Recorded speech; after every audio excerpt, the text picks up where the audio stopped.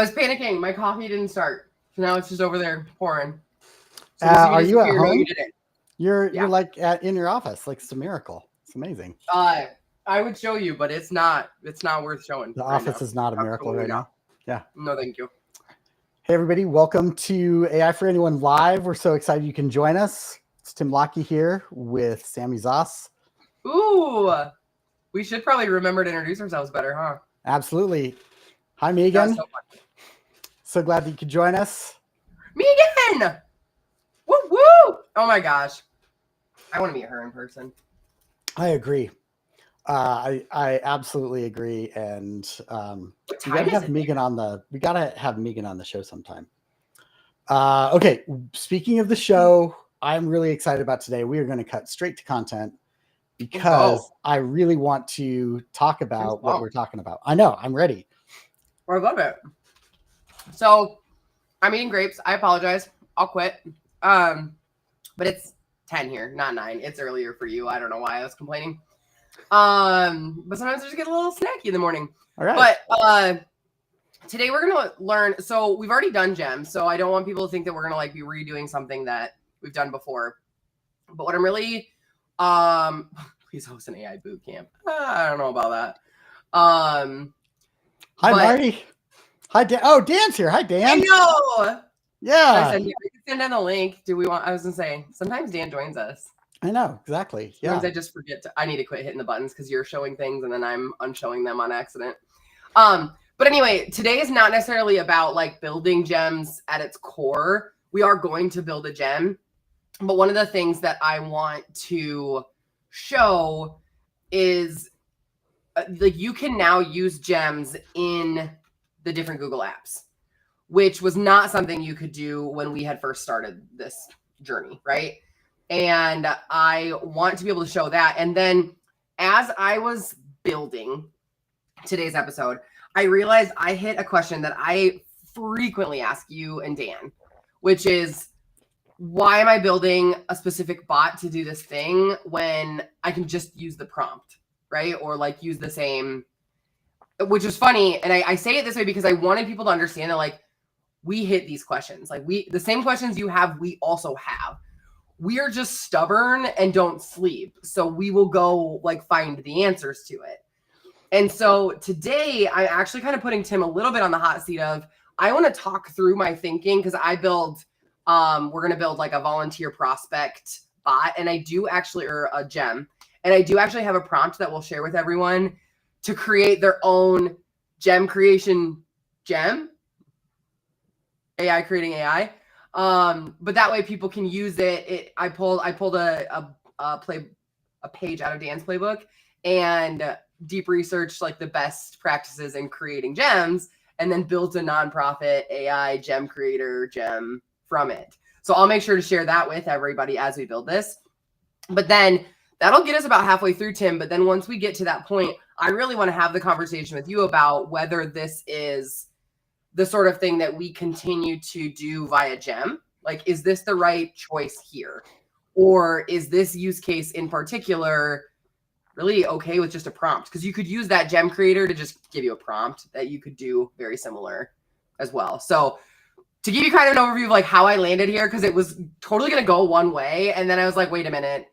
This is a question that I have all of the time. And I'm frequently asking you and Dan in particular, why am I making an assistant for this? Or when we do workflows, I do that a lot. And I think that while today we're talking about gems, it really, really translates over into when you're building automated workflows, whether or not you want to use an assistant and a gem with that, or a prompt with that assistant, which is just a gem, a GPT assistant. When we say those are all 3 synonymous, or whether you want to just use a prompt and a general model. So yeah, as someone who works in this every day, I ask myself that question every time I'm building something. Yep. I think that's great. And I like that the focus here is, again, it's not on the tools, it's about the decision-making process, right? Yeah. What will be the most effective, and how do I understand the outcome I want? How do I choose the most efficient path to that outcome? And sometimes that's a future proofing. It'll take more time now, but it'll save me time later. but you can also get to a place where you're overbuilding, which I do all the time, which is why I know so much. It's because I overbuild things, but I learn a lot in the process. So yeah, I don't know. It's all trade-off. I love it. Okay, well, I think it's a great topic. Cue it up. All right. Before we do that, actually, I'm going to take 5 steps to the left, and I'm going to have you talk about FAI. Oh, fundraising AI. Sorry, fundraising AI. Yeah, no, that's fine. Fundraising AI. For those that don't know, Fundraising AI is an organization dedicated to fundraisers using AI efficiently in their organizations. It was one of the first frameworks put out anywhere. It was funny, we were listening to, on the quarterly call, we were listening to Nathan Chappelle talk about when we first created the framework, we thought it was going to be a temporary Band-Aid until governments and regulatory bodies started to create the frameworks that we all know we need. And in the meantime, that is not what's happened. Instead, there is less regulation than there used to be. And that's very concerning to a lot of us. But Fundraising AI is one of those examples of a place where the sector has already decided this is what it looks like. And it has really been helpful to have that early on. It's a model for a lot of other sectors as well. So that's what Fundraising AI is. That's the fundraising framework, Fundraising AI framework. But we also have a summit. So this will be the 3rd annual. We are really excited about it. That is coming up in just 6 weeks.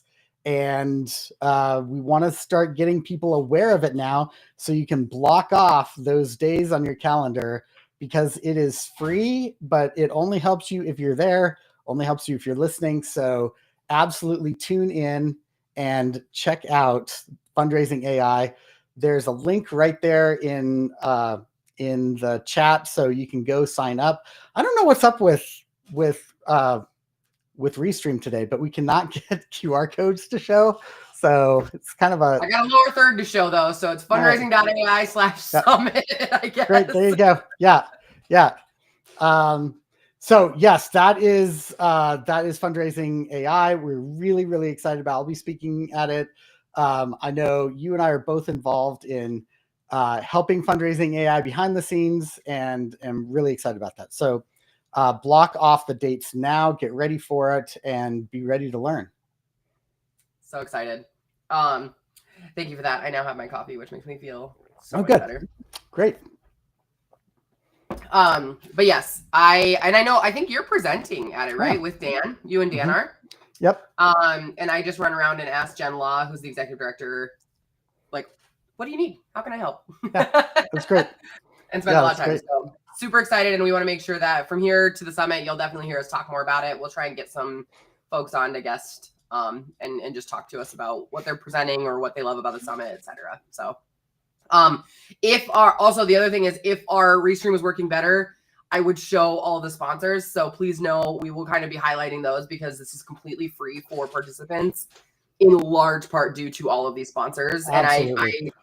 And we loaded it and we couldn't turn it off, and we didn't want you guys to just be staring at the sponsor screen the whole time. And so I'm sorry, Restream's just not working for us today, but I am so excited and so grateful for the thought leaders that are at the table with no questions asked and no strings attached. I think that's really awesome that we've just got such a community of support in this area. So super grateful to them. I know the Human Stack's one of them, but we are one of many. And I just want to make sure that people know we'll be giving some shout outs to them for sure.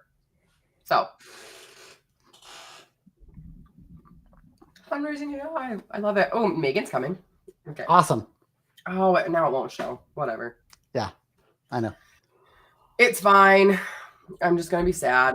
Okay. So I'm going to share my screen, and hopefully it actually shares, because if it doesn't, we're going to have a whole different type of episode here in a second. I'm going to hit, window. We're all kind of waiting on the edge of our seats now. Like, I'm kind of nervous. Are we going to have a whole different kind of episode now? But I don't know. Maybe I'm a little bit disappointed. We're going to have the episode that I was going to say, can you see it? I can see it. But I can see it earlier, and you're like, I can only see green. No, I can see it. I mean, I can't read it because it's so small, of course, but you're going to make and it's like gray. Yeah, there you go. Oh, awesome. There we go. Okay, good. so you can see I was in here playing As quite always. a bit. But this is just our regular old Gemini interface, right? Nothing new here aside from I know they've opened up a few features. If you haven't played with video creation, they definitely limit the amount that you can play, but I would absolutely encourage you to do so. Okay, you gotta hit pause for a second on video creation. No, because something happened yesterday that is why it just blows our mind. They released Genie, which is a new model that is called the world building model. And right now you can, create a video, short video. This is creating an entire world where you can basically I did hear about this. It's not three-dimensional. It's just like it's a full simulated instead of a video. world. Yeah, imagine being in a dome, and so everywhere you look, it is real and at very high. Like this is not like Minecraft level graphics. Like we're talking very real. So I mean. Yeah. Well, so I read about this, but I just kind of heard it more from like the weather predictability and like trending, you know what I mean? Like, which awesome. But then I also heard a rumor, and I don't know if it's Google that did it or what, but it was in large part due to Pokemon Go that some of this is doable. Did you know that? I'm not surprised by that. That makes a lot of sense. Because it was like the augmented reality or whatever it is. And so they just had people taking pictures of the world. Well, it also, anyway, that's a whole bunny trail. I just wanted to put that out there. It is not released publicly. So like you can't really go check it out yet, but the fact that it's possible is just wild. It is released by Google. So it's called Google Genie. There are releases from Anthropic and OpenAI and Gemini yesterday. So it was like a big day. Maybe Tim, maybe later, like maybe Friday afternoon, we should hop on and do like an impromptu live and just like talk about models. Yeah, sure. Yeah, I'd be glad to. Yeah, there's a bunch of stuff out. Because AI just put out an open source model, which means you can just put it on your own computer and have like your own LLMs. Anyway. Yeah, no, we're gonna need to talk more. Yeah. Okay. Wait. Okay. Since I can't hit show, I don't know if it shows when I hit it. Megan goes, you guys, I play Pokemon Go, and now you know my secret. It's so weird. I started playing with my kids, and they all stopped, but I did not. Megan, I also played Pokemon Go. There's no shame in that. Yeah. I just think it's hilarious that then all of a sudden Pokemon Go comes out, and they're like, yeah, we're building like a map app or something like that. And people are like, what? And I'm like, yeah, you gave them all this data. That's exactly like that's the smartest way to do it. Yeah. Right. That's so funny. I love that, Megan. Yeah, I do too. I think that's awesome. Okay, back to it. So we're here in Gemini. Like we said, there are some updates, but not necessarily to the core of what we're talking about today, which is utilizing the Gemini interface and creating gems. I am going to, I need to zoom out so I can see my gems. There we go. Okay, so when we click up in our expand menu here, we can explore our gems. You can see I built the ones that we're then going to be talking about today. I'm going to give everybody our nonprofit AI gem creator prompt. So I will copy it. Tim, I'm going to copy it into our chat. Okay. And have you put it on the LinkedIn. Because if I do it the way I did on Restream, it actually won't. I'm going to put it in Slack. It won't show up on the LinkedIn, which is where we have the majority of our viewers. So I want to make sure that we've got that out for everyone. But like I said, I took to walk people through how I made this one, I took a page out of Dan's playlist. And I was trying to see if I could find it for you.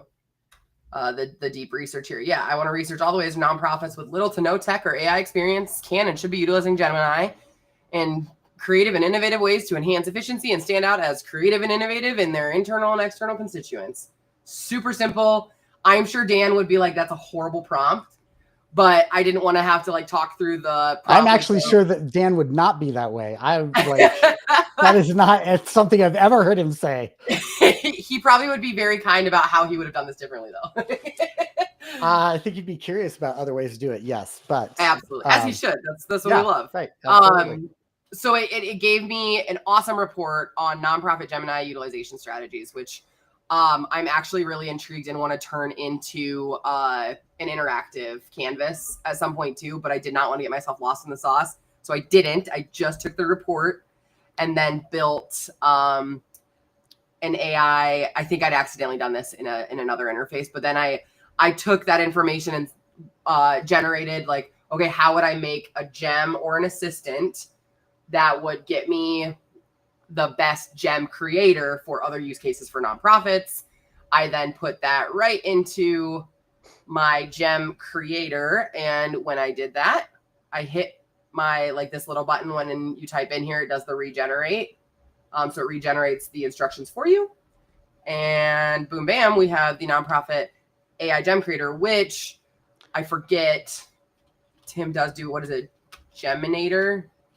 You're the innator guy. The Phineas and Ferb mode. Okay, before you move on, I want to just make sure people know what that is called. So when you're just doing, your la-di-da prompting with, ChatGPT or Claude or whatever, and you're like, no, I hate that, redo it, okay, now give me this thing, or hey, where should I go when I'm visiting Bozeman, that kind of stuff, right?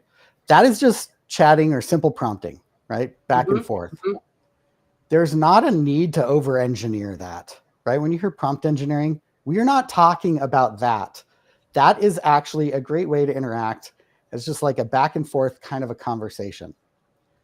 But when you switch lanes to turn an AI into a workhorse, right? Where it's like, okay, let's dig in and create traction. You move from simple prompting to structured prompting. This is a structured prompt that lives inside of a container called a gem. And that is living there so that every time you chat with it, it's using that same workhorse structured prompt, right? I want to be really clear. When we talk about prompts, we're almost, in this context, we're almost always talking about structured prompts. But I just want to draw a distinction between simple chatting and this kind of a prompt. Is that helpful? Yeah, absolutely.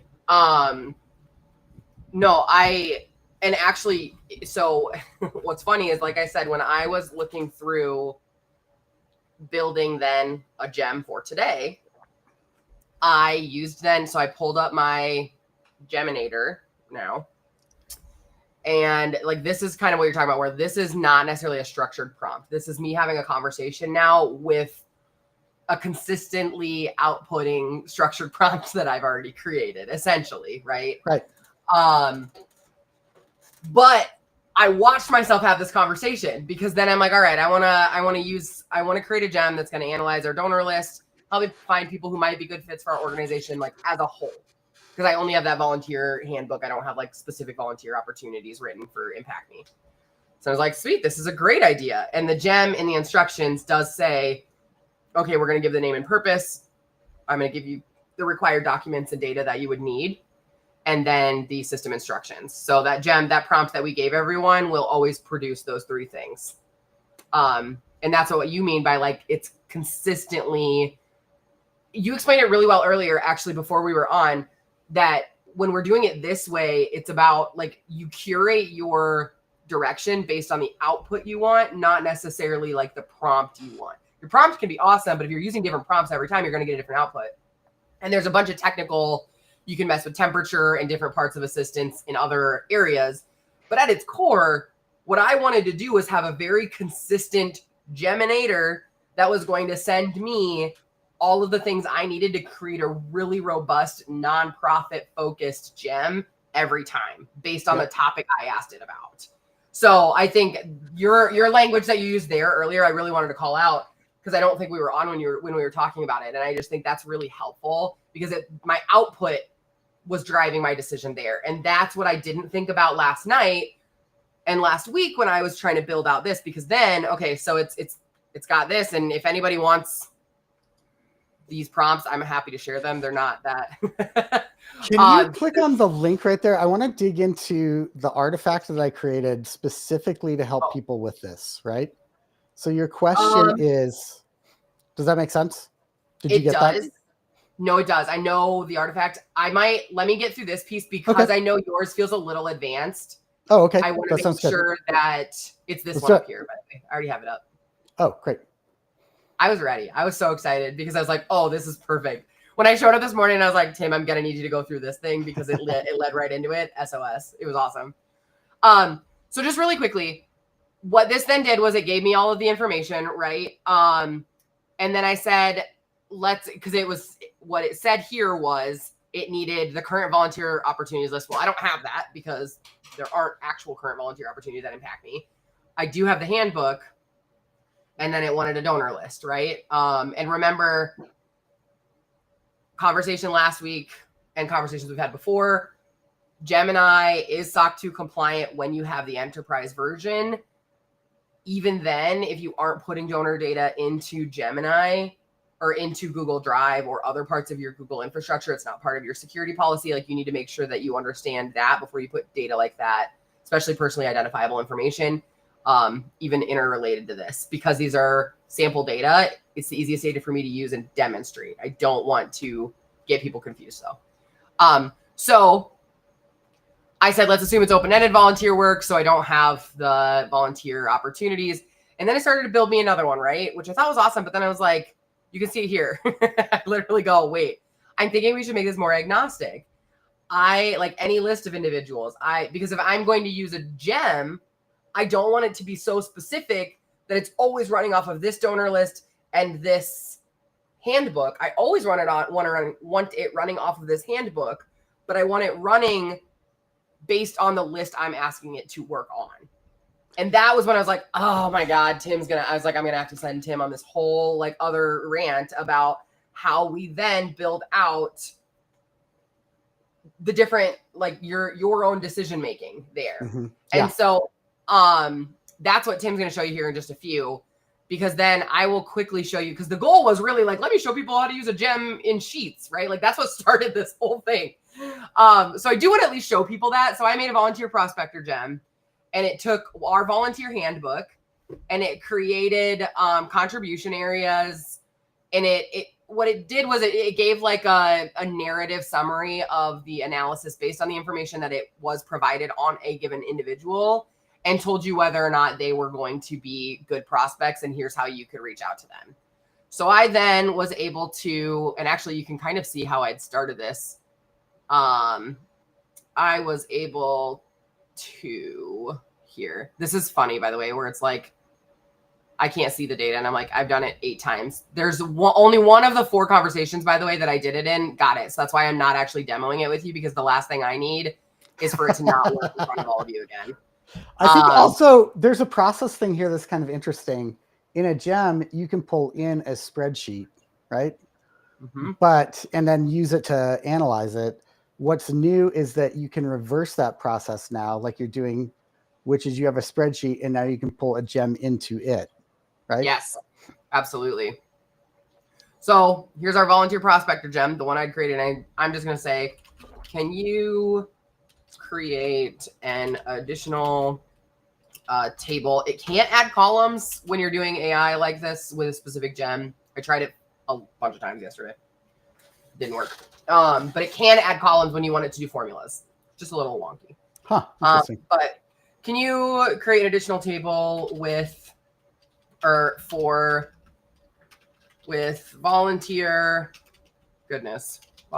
prospecting notes and suggested personalization outreach for the top donors to ask them if they'd be willing to volunteer or impact me. And luckily, if this doesn't do what I wanted to, I did run a similar one yesterday. Okay, so I'm going to hit preview here so we can see it. I need to unpreview that because, of course, it wants to put it this is where I say like it wants to make a new one. So I'm just going to hit insert. And so it actually gave volunteer prospector narrative and a score 1 to 10 for the top donors. Okay, so the paragraph text there is too small to read, but just tell us, what is it? What is the narrative about? Who is reading the narrative? Think like a development officer or like an internal staff member who's planning to reach out to Suzanne Warren. Got it. Okay. So this is a little bit of donor. Yep. She stands out due to her significant annual recurring gift. Okay. To the general fund, her generous and consistent financial support combined with her professional background suggests a strong alignment with our mission and potential interest in contributing beyond financial means. Got it. Okay. So this is an internal note identifying like the relatives, like not score, but here's the here's the narrative on this person, right? Like an update. Okay. Yeah, that's great. That's really cool. Give it a score. Mostly, I always ask for a score, not because I think the scores are really that relevant, but I can sort by them. So I know what the AI, like what the gem thinks are the highest prospects. Whether or not I believe that score is irrelevant, I can at least start at the ones that it feels most confident on. Can we just back up for 1 second? And I just want to think about what you just did there and a couple of other places where this could be helpful. Okay. So what you have is a list of people. Mm-hmm. And you have a gem that performs a specific function related to a spreadsheet that has a list of information about people, right? So the gem only has the volunteer handbook. Okay. All right. Great. Right. Oh, and then yes, but it's jumping in here and it's looking at the rest of the spreadsheet, right? I'm assuming. Maybe it's not. Okay. It's looking at the rest of the spreadsheet to make a decision and then create a blurb. Right? Yes. So anytime you have got the need for a blurb in a list, a gem can help you. If you are running an event and you have a list of speakers and you need blurbs for those speakers, they're not sending them to you. You can reverse the process and say, we're using this unless you give us something else, right? Yes, that's a really good point. That's one of them. Another one is, if you've got a list like that and you've got an agenda for a meeting that's coming up, if you've got a list of people that you need to introduce to each other, if you need a script for people to read quickly for, social media because you're doing some bit, like anytime you've got a spreadsheet with a list of anything and you need a blurb next to it, this is something that can help that. Because it will do it repeatably every time, right?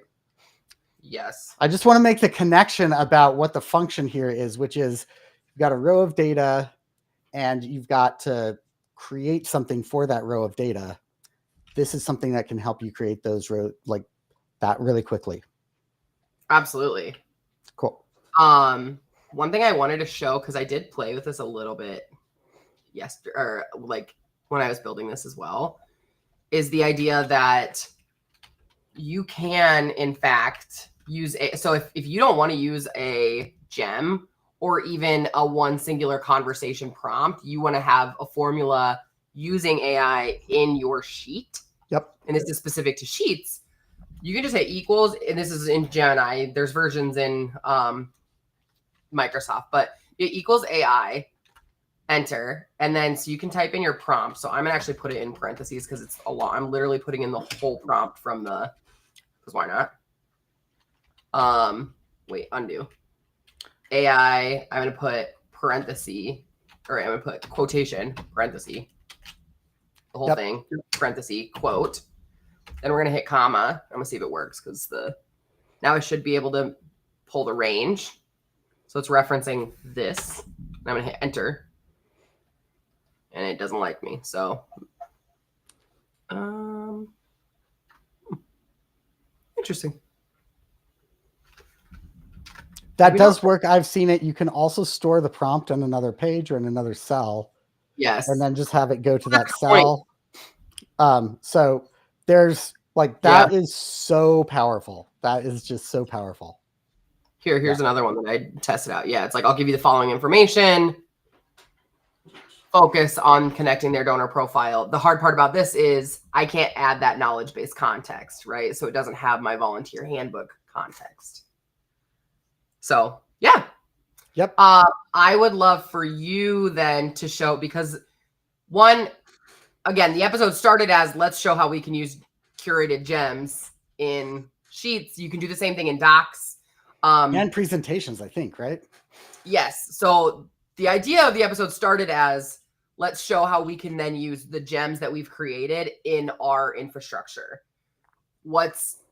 It's turned into, and what I really want Tim to kind of end the episode on is talking through that decision-making process and how you consider the output in that decision, because we just saw 3 different ways to come up with the same information. And the only thing that's going to change the way I do it is how often I want the same result and how quickly I want to get there.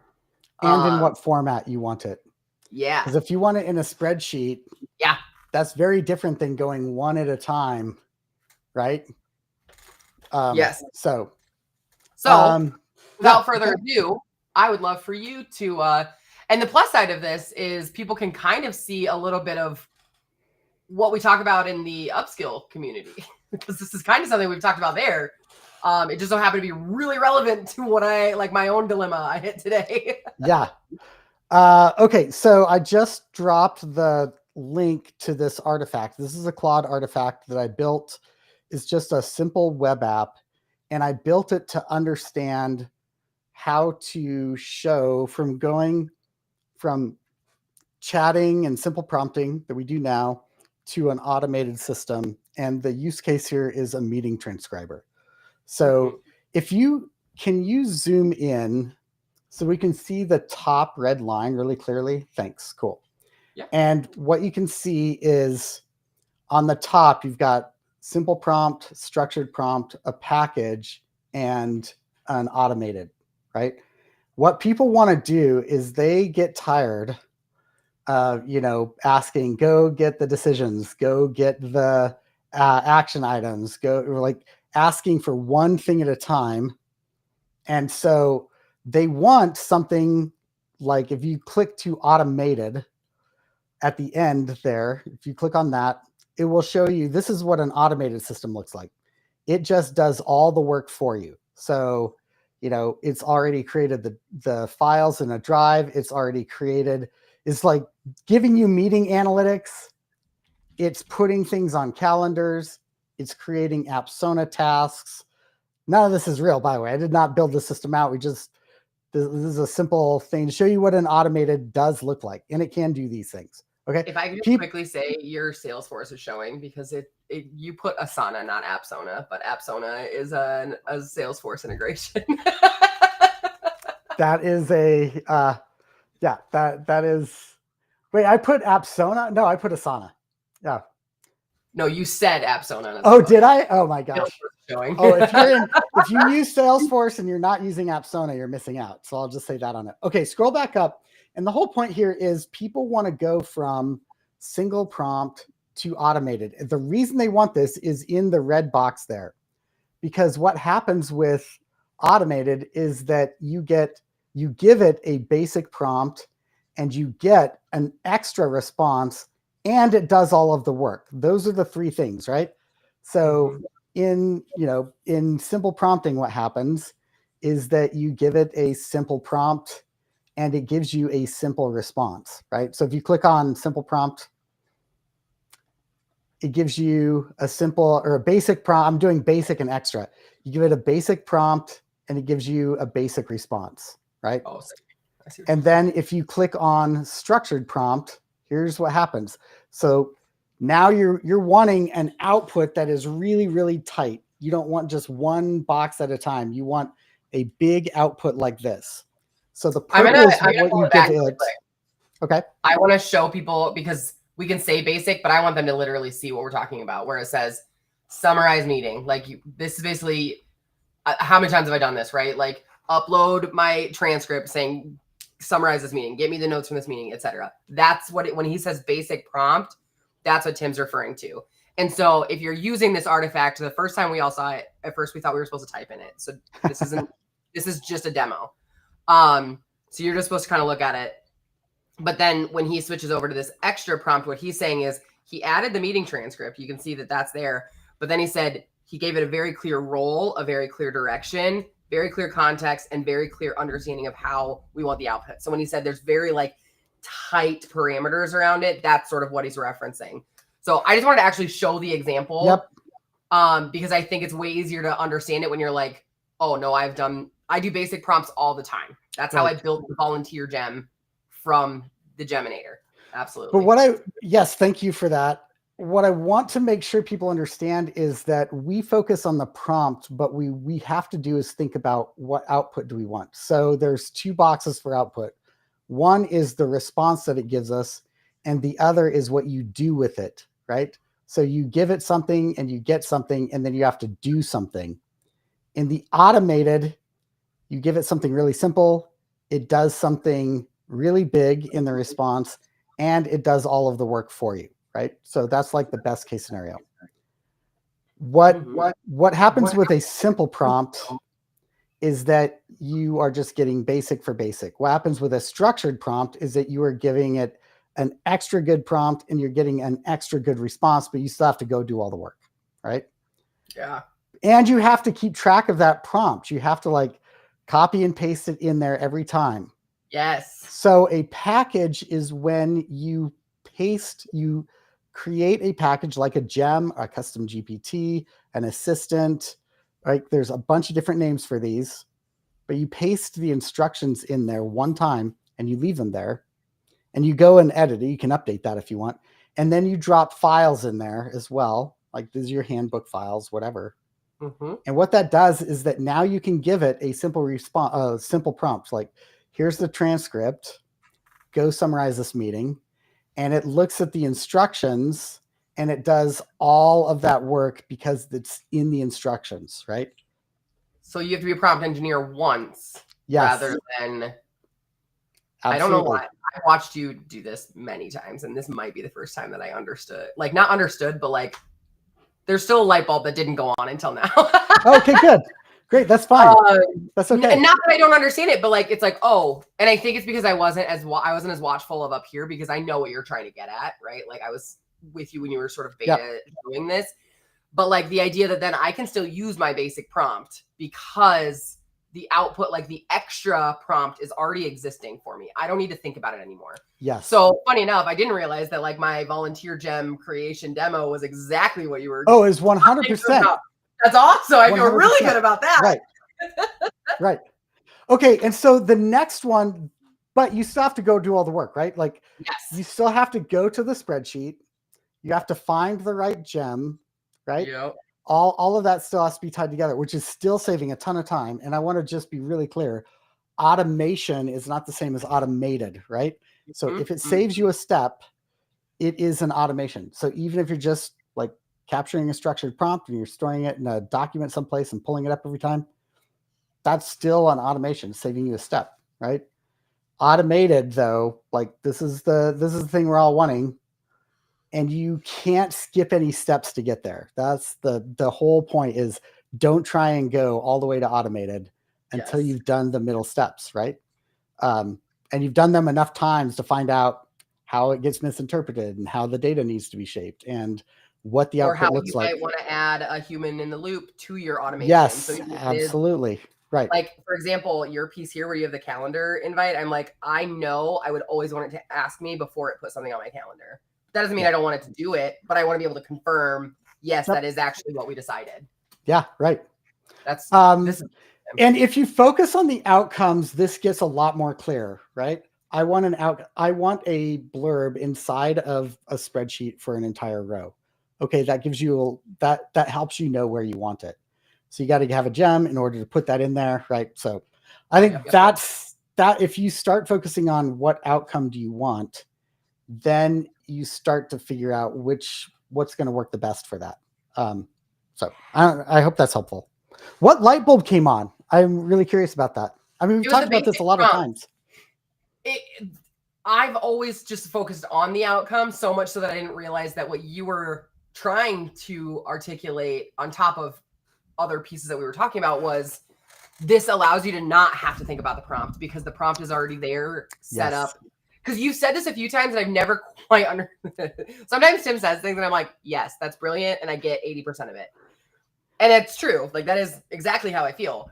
And this is one of those times where, like, you've said multiple times that I don't think the future is prompt engineering, because we're going to get to a point where the back end, so the GPT, the gem, there's going to be a back end to that we aren't even going to see, that's going to understand better.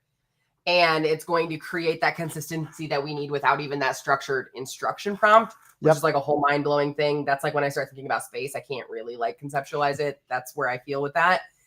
But like, I finally understand why that was always brought up when you were talking about this, because that's what you're saying is now, instead of me feeling like if I want to get a good output, I have to type all of this stuff out. Right now, we're at a point where I've created something that can at least get me that consistent output. And all I have to do is say go. Yes. Now we're moving to the automation part. Then we're moving to the automated part. And soon enough, what you've said, and it's not in this demo because it's we're not there yet, but it will be. And I do agree with you, to the point where we won't even need the extra prompt to get us to the automated. It will already sort of be integrated into the powers that be kind of deal. So the light bulb for me was the basic prompt piece, because I'm like, oh duh, that's why. And that's where, but this happens every time I get myself confused on this. You and Dan always remind me, it's not something you haven't said before. It's just not a lesson that sticks very well, because I get lost in the sauce of like the right prompt to get the right output.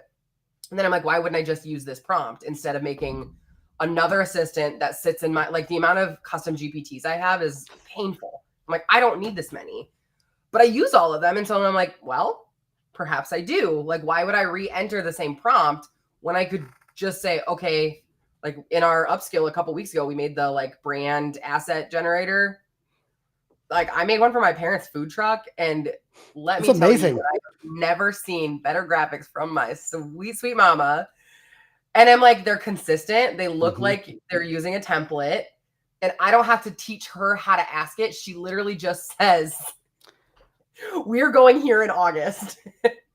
And I get calls when she's like, it didn't put the time on there. And I'm like, I don't know how to help you there. That's just still AI being AI. But look at how cool that looks compared to the Word document you wanted to put up, Mom. Yeah, right. Yeah. I love that example. And I'm glad to know I'm glad to know that. It's really helpful to know what sticks. And also, I feel like all of us do this, where we're going to understand different parts as we go along. I do want to put a plug in for Watch Context Engineering. That is what's going to happen next.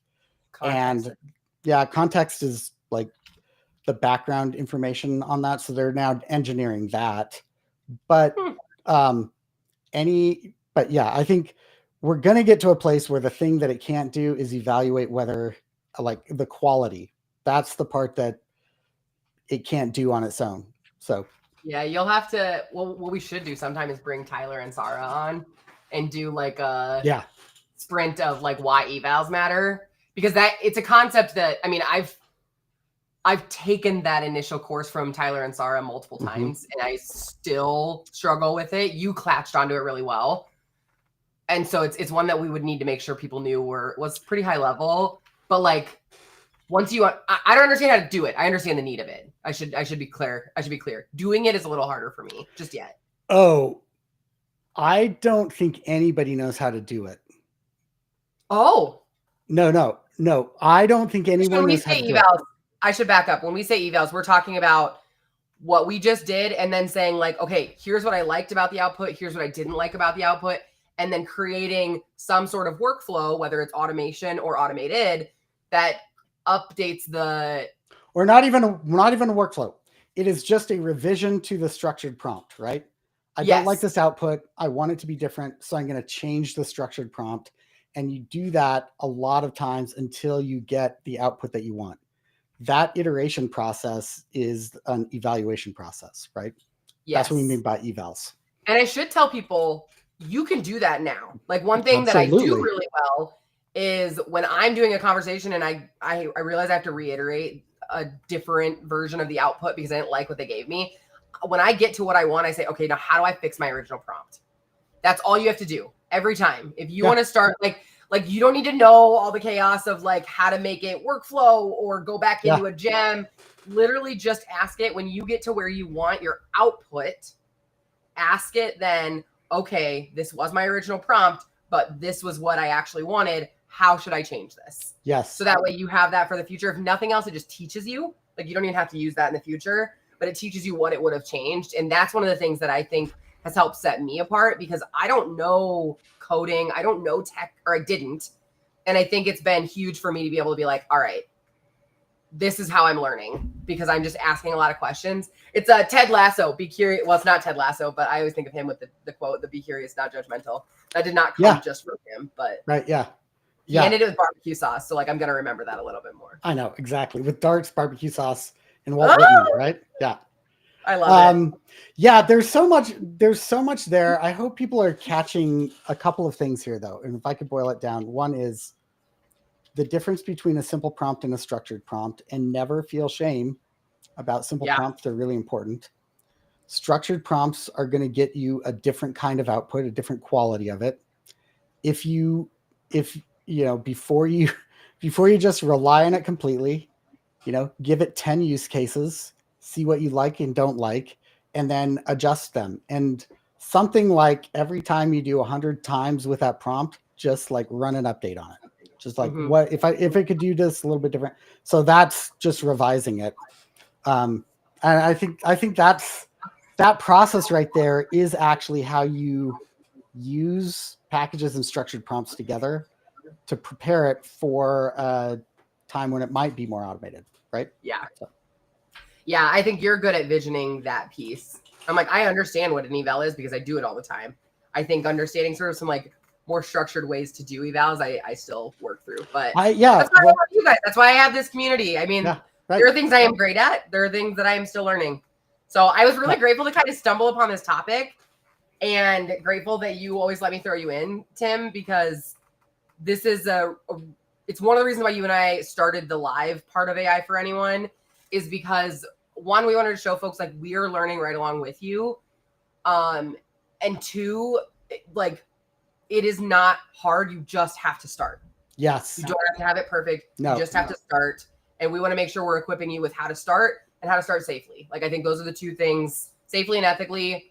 We want to make sure you're not breaking any of your own security rules and you're following your own moral code. Because that sometimes you don't always know those pieces, but I was just so grateful when I kind of like hit this own light bulb of like, we're going to have to talk about this. And it's not as like demo heavy, but it's still such an important, like, how do we grasp this concept? So thank you so much. And thank you for sort of like the synopsis of it. And if you guys want to learn how to like automate some of that stuff, like join us in about 10 minutes. We're going to head over to the Upskillerator. We'll go hang out there. I mean, I don't think we're talking about this today, but like, that's the sort of stuff. What you saw was actually built in start for the Upskillerator community. It just applied so well that I was like, hey, you're going to have to pull this up for today. Yeah, the Upskillerator, I think I figured out why the Upskillerator works. And it's not because I'm a great teacher. Which you are. Sure, thank you. Count it once, because I'll never say it again. All right, good. I heard it. You all heard it. I'm going to go back to this recording. The reason is that this is where people are winning with AI. Just everyday people are winning with AI because we're there talking about how we're winning with AI. And it actually creates more traction than almost anything else. So anyway, if you want to win with AI, this is a good tribe to hop in with. Love to have you there. So right after this. Fun. Megan said we are so sweet. It's just me, Megan, not Tim. No, I'm not sweet. Don't insult me. What? She did say that she'll join us in the Upskillerator afterward. I just adore her. Unbelievable. I'm getting called sweet now. Don't worry. I corrected her. I think I'm gonna make cookies before Upskillerator though. So we're gonna hop off now. All right, Marty. So good to see you. Megan, thanks for hopping in. Dan, always a pleasure. Yes. Please let us know if there are other things, if there are demo, because we've covered the gamut of Gemini, and there are things that are new that we're going to go over. But I do think we've got some open episodes that we can, like, if you want us to go in and canvas. Next week is Opal. We've got to talk about Opal. I don't even know what Opal is, so Tim's gonna have to take next week. We're going to talk about Opal.